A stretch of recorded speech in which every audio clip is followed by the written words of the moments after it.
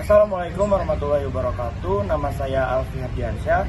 Di konten kali ini saya akan sedikit menjelaskan tentang waditra kendang Sunda, yang dimana instrumen tepuk ini sering kali disajikan dalam acara seni karawitan Sunda.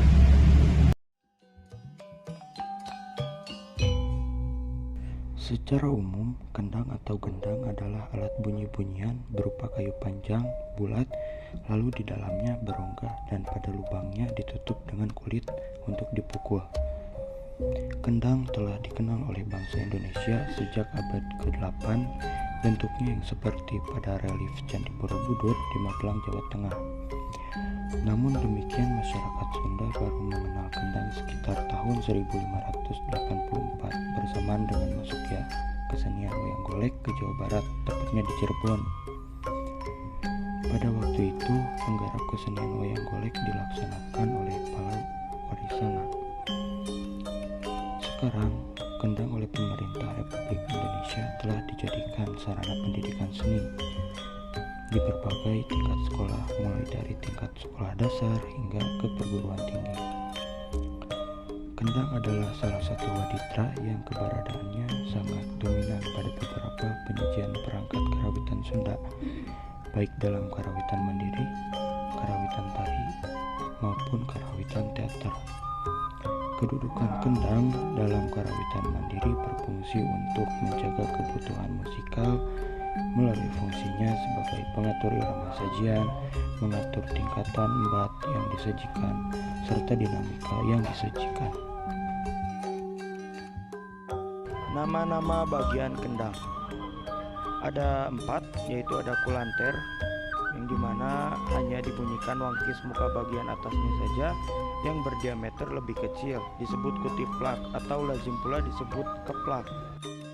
Lalu yang kedua ada kulanter yang hanya dibunyikan wangkis muka bagian bawahnya saja yang berdiameter lebih besar, disebut ketipung, atau lazim pula disebut kentrung.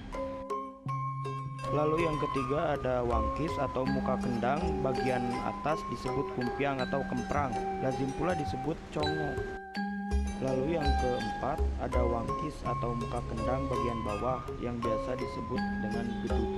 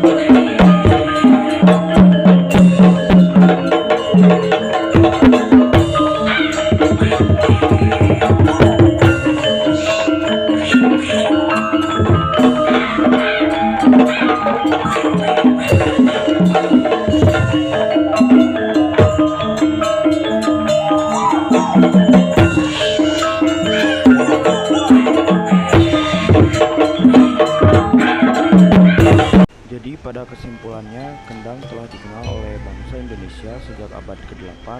Bentuknya yang seperti terdapat pada relief Candi Borobudur di Magelang, Jawa Tengah.